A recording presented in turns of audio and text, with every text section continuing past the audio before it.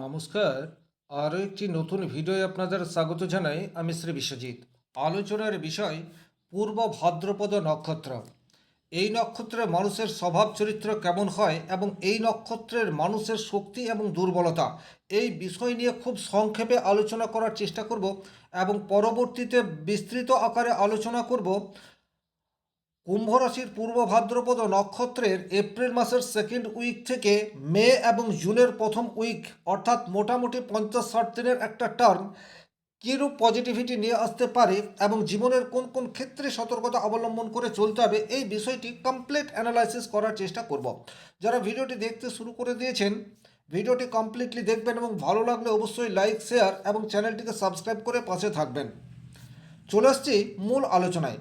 পূর্ব ভাদ্রপদ নক্ষত্র কুম্ভ রাশির 20 ডিগ্রি থেকে মীন রাশির 3 ডিগ্রি 20 মিনিট পর্যন্ত এই নক্ষত্রের বিস্তার। কুম্ভ রাশির অধিপতি গ্রহ হচ্ছে শনিদেব, আপনারা প্রত্যেকেই জানেন, এবং পূর্ব ভাদ্রপদ নক্ষত্রের অধিপতি গ্রহ হচ্ছে বৃহস্পতি। সুতরাং এই নক্ষত্রের মানুষের মধ্যে বৃহস্পতি এবং শনির মিলিত প্রভাব সেটি কিন্তু দেখতে পাওয়া যায়। পূর্ব ভাদ্রপদ নক্ষত্রের প্রধান যে বৈশিষ্ট্য বা চারিত্রিক দিক, তার মধ্যে অন্যতম হচ্ছে গভীর জ্ঞান এবং দর্শন শক্তি। এই নক্ষত্রের মানুষরা স্বাভাবিক অর্থে যে কোনো বিষয়কে বোঝার ক্ষমতা, ধর্ম আধ্যাত্মিক বিষয়ে ভীষণ রকম আগ্রহ পূর্ব ভাদ্রপদ নক্ষত্রের মানুষের মধ্যে বিশেষভাবে দেখতে পাওয়া যায়। এরা ভীষণ রকম আদর্শবাদী এবং চিন্তাপ্রবণ বলা যেতে পারে। এরা জীবনে উচ্চ আদর্শ নিয়ে চলতে ভীষণ রকম পছন্দ করে এবং নৈতিক মূল্যবোধকে অন্যান্য জিনিস অপেক্ষা অধিক গুরুত্ব দিয়ে থাকে।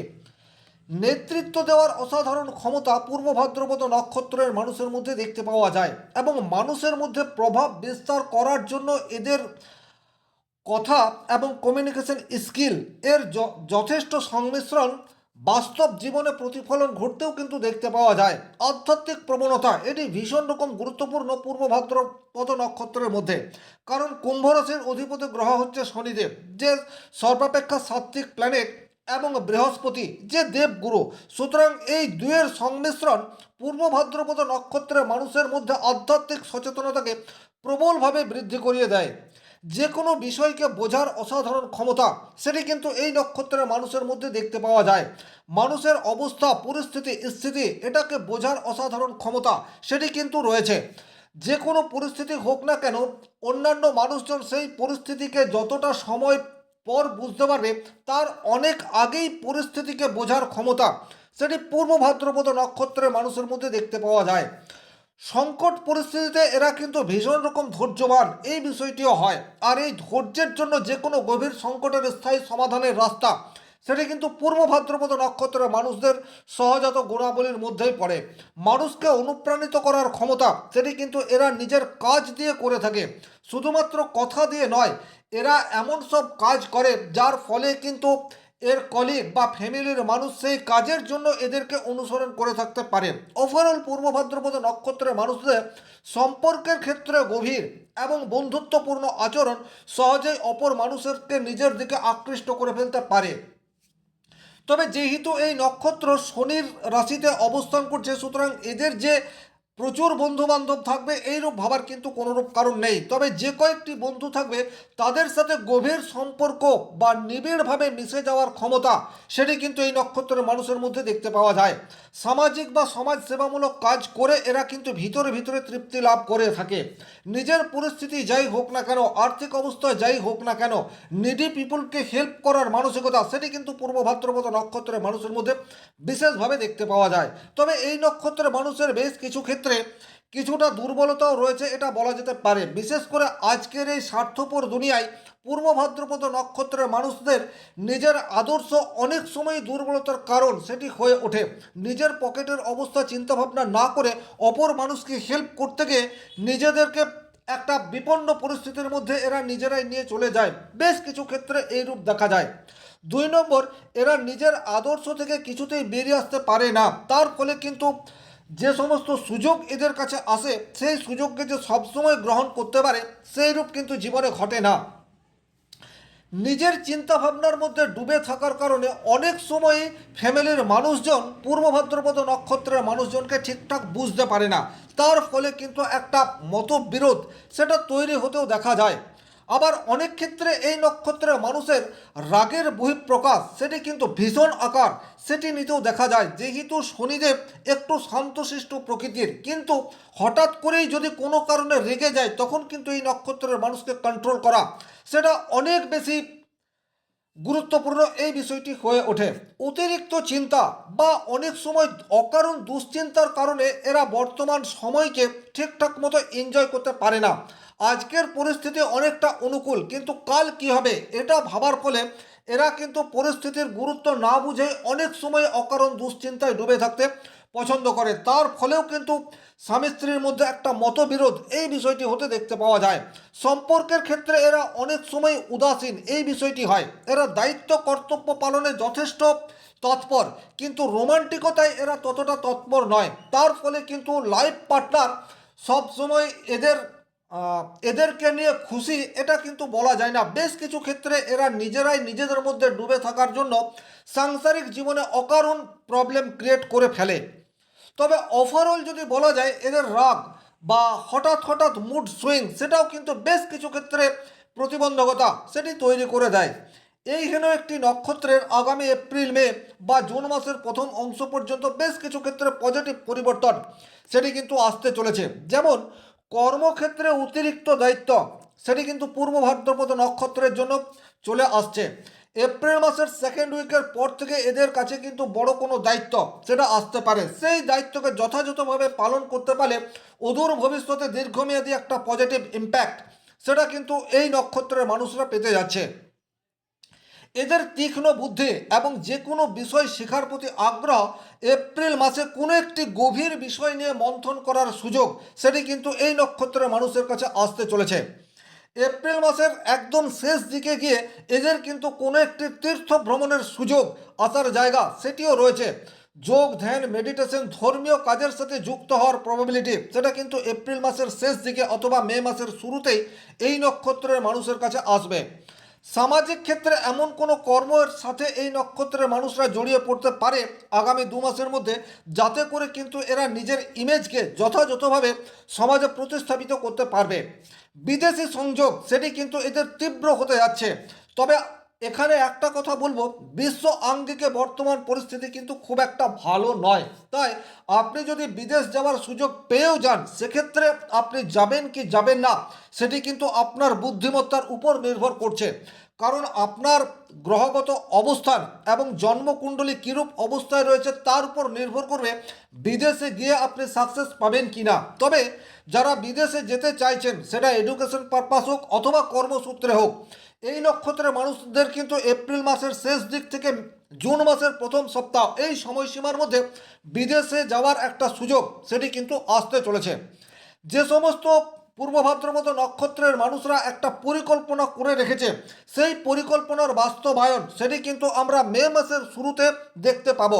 হতেই পারে যে আপনি একটা বিজনেস স্টার্ট করতে চাইছেন, কিন্তু সেই বিজনেস এপ্রিল মাসটিকে বাদ দিয়ে যদি মে মাসের শুরুতে আপনি করেন সেক্ষেত্রে কিন্তু পজিটিভ রেজাল্ট পাওয়ার জায়গা সেটি ডেফিনেটলি দেখতে পাওয়া যায়।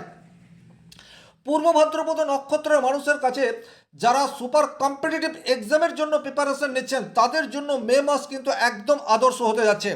বর্তমান সময়ে আপনারা লক্ষ্য স্থির রেখে নিজের কাজ নিজের পড়াশোনা সেটার প্রতি ফোকাসড হয়ে থাকুন। যদিও বর্তমান পরিস্থিতিতে আপনারা খুব একটা ফোকাস থাকতে পারবেন না, কিন্তু তারপরেও বলবো বিশেষ করে যারা ব্যাংকিং বা এডুকেশনাল সেক্টর বা আইটি সেক্টরে চাকরির জন্য প্রিপারেশন নিচ্ছেন তারা ফোকাস থেকে নিজের প্রিপারেশনকে যথাযথ জায়গায় নিয়ে যাওয়ার চেষ্টা করুন।